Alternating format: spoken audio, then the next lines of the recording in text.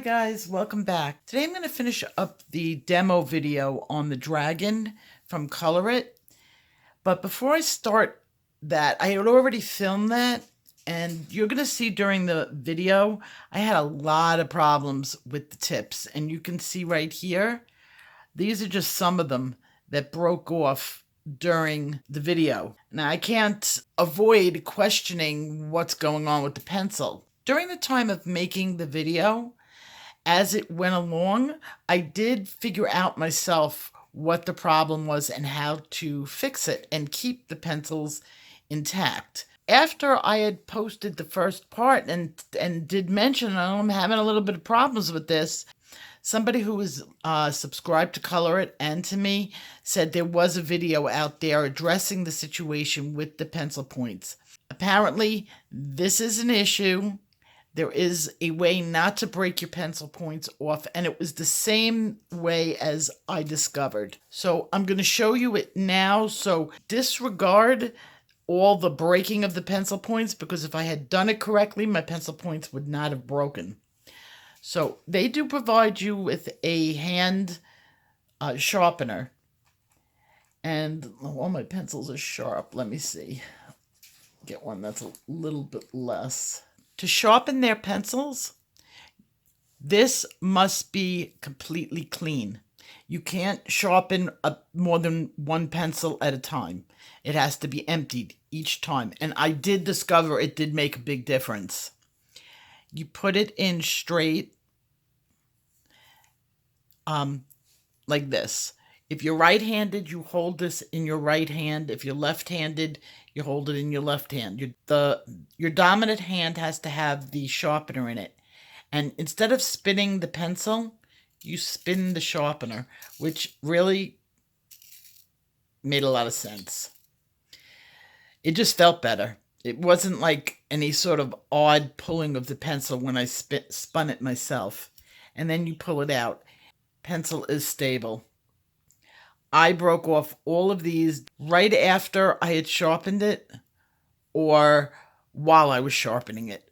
So those were the only times my pencils broke. Since learning this, I've had no problems with the pencils. And I know a couple of people said they returned the pencils to Colorit because of this problem. And I didn't want other people to do the same when it really isn't a huge problem with the pencils. It's just your technique of using this sharpener. But I also discovered that I have the only other manual sharpener is here. This is mine. You do not have to empty it every time you use it. It's got plenty of room in there. And I found that this pencil sharpener, the one that I have, really works well with colored pencils. I use an electric sharpener. It's my method of choice. A lot of people don't. This is battery operated, but I haven't had batteries in it since they ran out the first time. It used to have batteries, and then I just never replaced them because it's manual also. It's both. So with this one, it's got two sizes. For the larger size, I guess where children can stick their little fingers in, it's got a cover.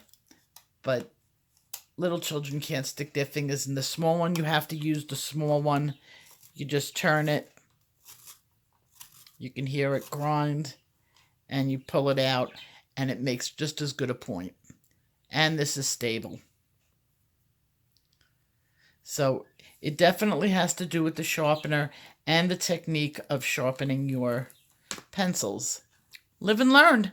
I don't usually sharpen use a manual. I will leave the link for this in the description box. I do recommend this. I've had this for years. In fact, I don't even think they make the blue ones anymore. They make it in silver. So I'm going to leave you to the video and enjoy. Just be happy with who you are. When I do scales, I do each and every scale. And I know some people do them in large clumps, but I always found scales on snakes or dragons or lizards. If you take time and do them individually, it comes out so much better. So what I will do is one end is going to be dark, and that's going to be this end. Now you see how the scales are overlapping? So where it overlaps in the upper part, that's going to be the lighter green. So I'm starting with a mid-range green, and I'm just going on each scale.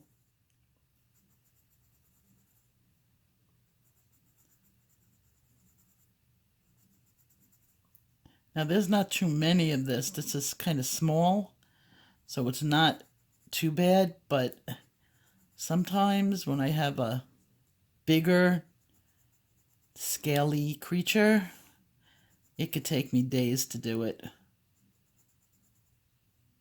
But you'll see right now how much better it is to do each one. Don't get lazy. It's very tempting.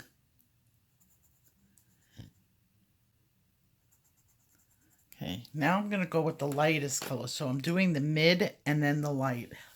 I'm going to go with the brighter yellow.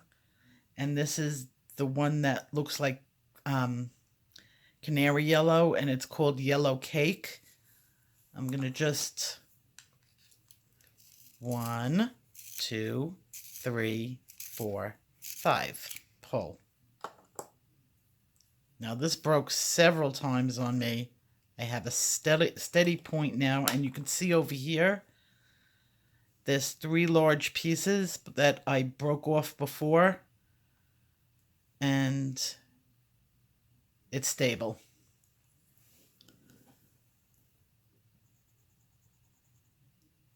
And I'm going to do the other end of each scale.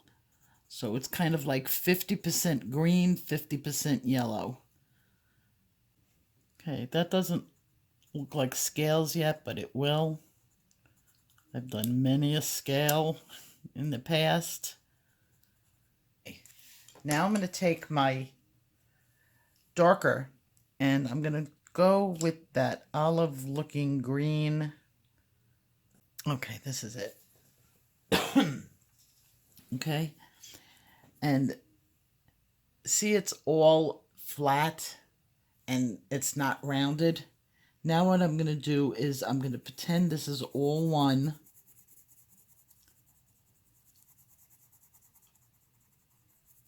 And I'm going to round it so that it's highlighted where the light would hit it, just like you're doing any round object. I'm ignoring the details. I'm working lightly so that I don't destroy the details.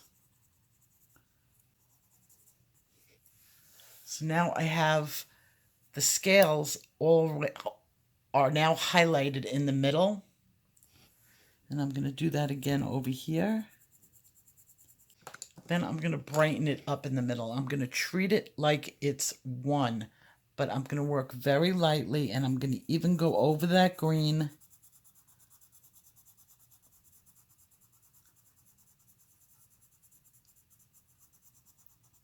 And I'm going to just get that center so it stands out. But I want to do it more.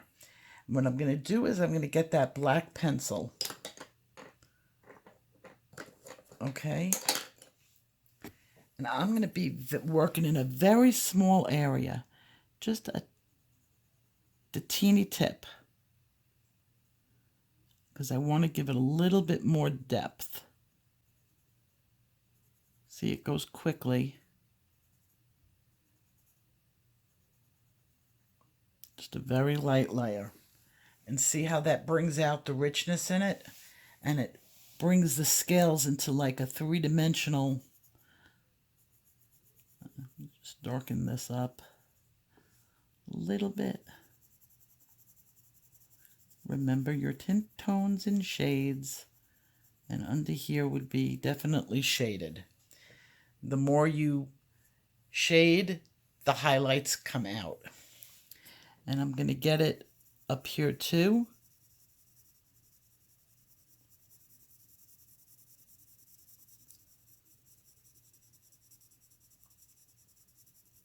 because I'm going to make this nice and bright, the top. So I'm just toning it all down and putting a shadow right there. See, it doesn't really matter the expense of the pencils. If you know and understand how to do and work the colors, you can really work with Crayola. Ooh, did I just insult the Crayola company? You can work with any pencil once you understand how colors work. That's good. Now I'm gonna just go back and get some of my brown into that area. This is the one that I was. And because this creature is sitting on this ball,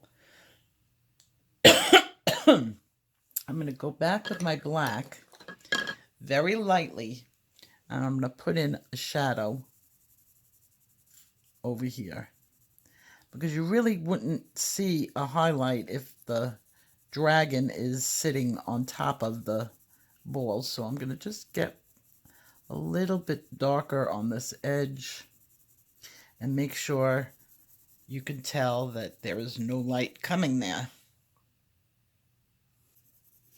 So you can't really tell that I'm working with less expensive pencils than Prismacolors. This might as well have been Prismacolor. Okay, now I'm going to do the same thing down here. I don't want a strong highlighted area down here because it's a sphere. And you got to get rid of that brightness. Now, I know a lot of people get anxiety when I tell them to take a gray or a black to their pictures. But if you get over that fear and you realize that it's going to be a more natural looking object, at the end it's going to look much better. I get a lot of people who fear that with flowers. They get these beautiful looking flowers done and they work so hard to put the color onto the flower, and then I tell them, well, now go in with your gray and black, and everywhere that it would have shadowed, put your shadows in. So some of my students are like, no. See how much more natural it looks, darker, than having this right there? How would the light have gotten there? It's odd. So I'm going to tone that down completely. Just work very lightly. I want you to be able to see that it was gold, but there's a shadow over it. So just a very light layer. So you can still see it, but it's not in your face. And don't fear screwing up. That's even your best pictures can get screwed up at the end. Don't fear it. Learn from it. Everything you do, turn a negative into a positive. Don't beat yourself up for it. And just learn that the next one is going to be better.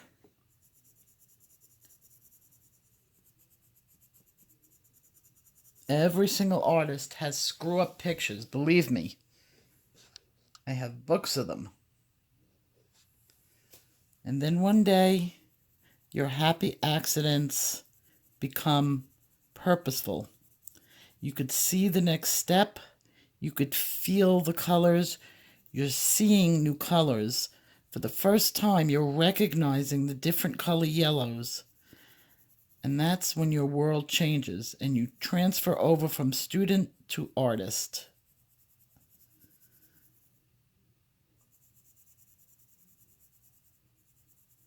And it can happen. I'm going to prove to Cream in the Coffee, my little Cream in my coffee. He's my follower. He's my little buddy. He's the one got me on that. You could teach anybody to color and draw kick. And so He's nature, I'm nurture. He gets a kick out of it when I talk about him. Hi, Cream. My Mr. Coffee.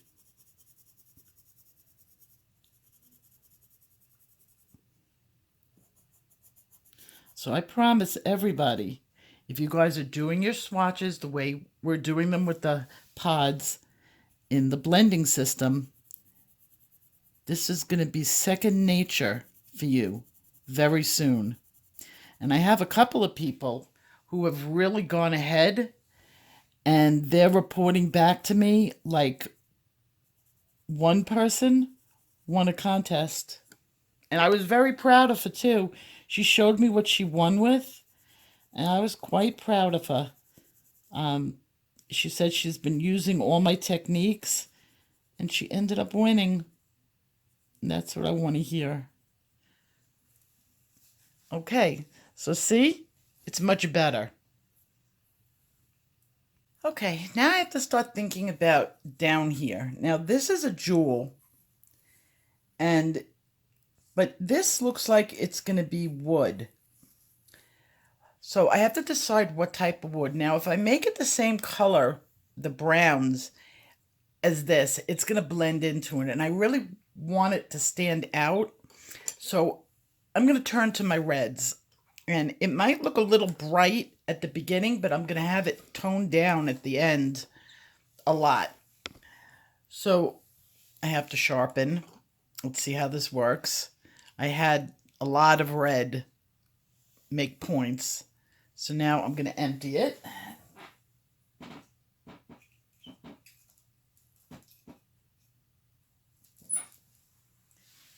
Make sure it's clear. It is, I think. Yes, it is.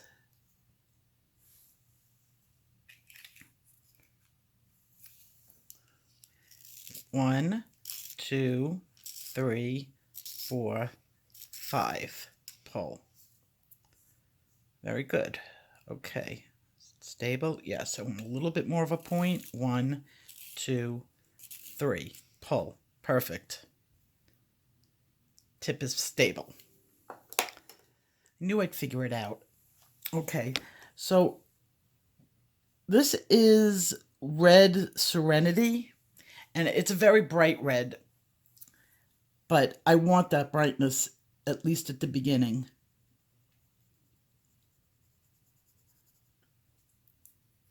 And I'm working on this.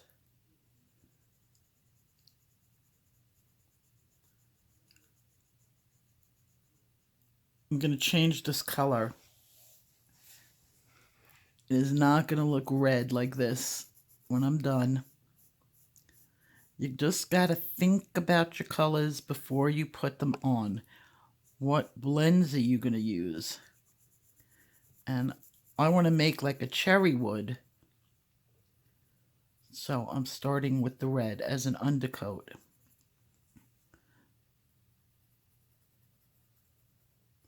And I'm not even worried about how it's going to look because I know it's going to look good. Okay, then I'm going to take my brown, my dark brown, and this is gentle brown, but it's my dark brown in this set. Yeah, it's the darkest one that it comes. And I want to do this down here. Now I know it's not going to look good at the beginning. And I'm going to use the second brown, which is a much lighter brown, and this is natural brown. And I'm going to bring it towards the middle because I do want to give it a little bit of a highlight over there, just to make the wood look shiny.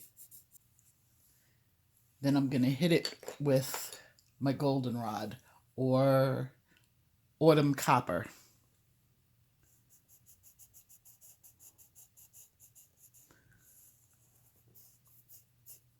Now I already know that this is looking good, but it will.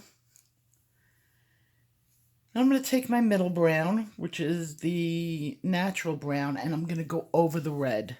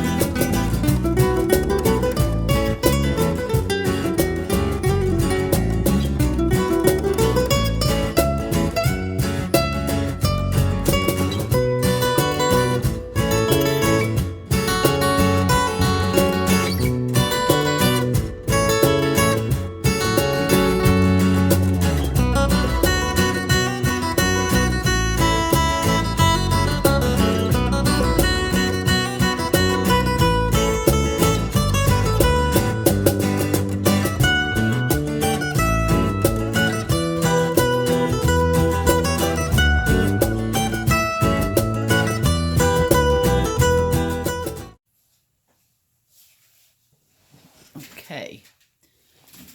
I like that. Now for the in-between underneath here, I'm going to make it a little bit lighter brown and maybe put a little bit of red in it, but we'll see, because I do want to do these in ruby. So it'll pick up some of those colors. So I'm going to start out with my goldenrod or autumn copper.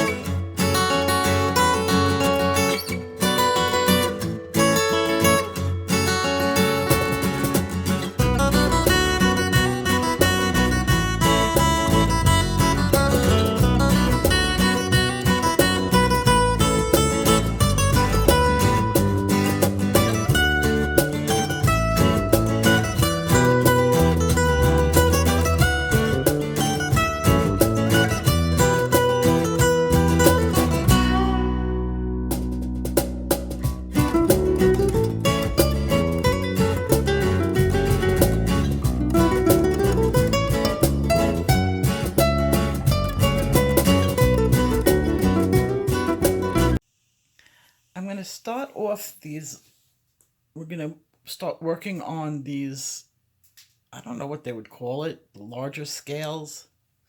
Not really scales, they're, I don't know what to call it. But I have to do these little bone things. And I'm going to start off using a little bit of black.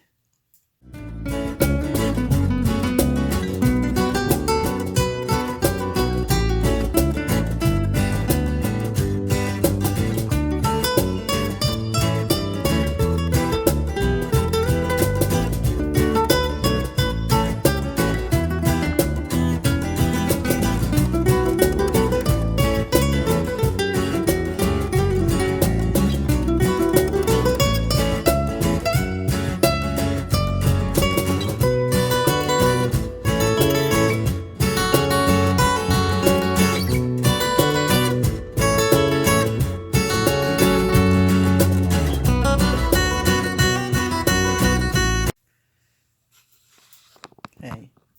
Now on the wings, this is the same as this. So I'm going to do these bony things the same way. Just a light darkening with the black because I really want to start this off over in these areas as being dark. With this pencil being so translucent, you gotta remember this pencil for... I really like this pencil. I wish I can get more of these pens. Just a black one alone, I would buy this pencil separately. A heartbeat. Most artists have trouble finding opaque. A black that's really black, but I think this black is like perfect for this picture. Not every picture, but I really think it's perfect for this picture. I did wings in on another page. This isn't my first page that I've done from this book. I played, and I like the way they came out. I feel like you guys have been with me all night. I should have done this on a live stream.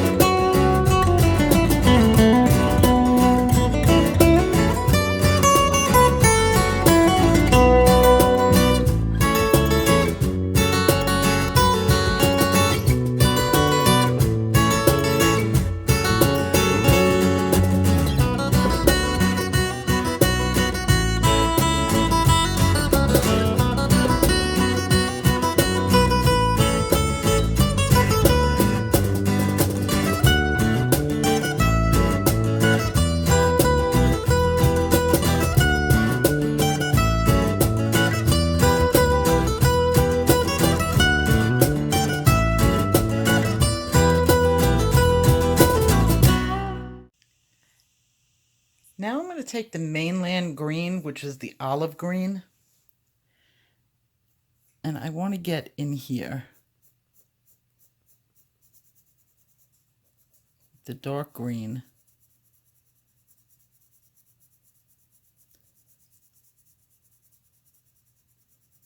I have a method to my madness that you will soon see. Now, if I had a darker black, I would do this in a darker black. But I think the green is going to come out good. I did it in all black last time. It looked good.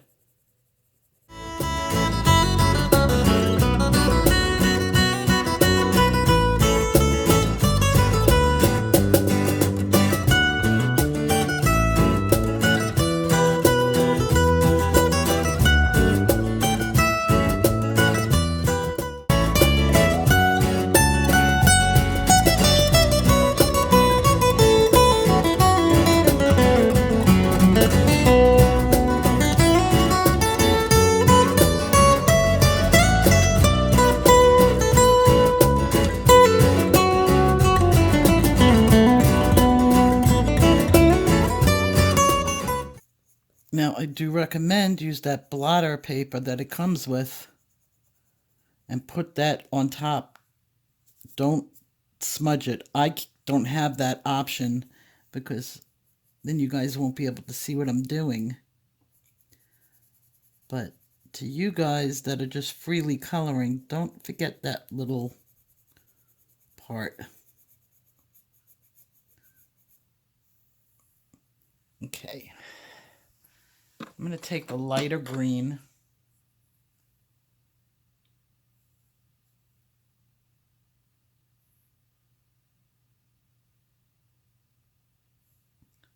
This is the black. Let me just spritz it with a little bit more. Okay. I'm going to get out a light green. I need a bit more of a point. Is this getting full? No. Okay. 1, 2, 3, 4, 5. Pull. Nice. Stable.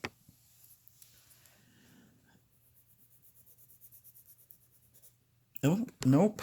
Look what happened.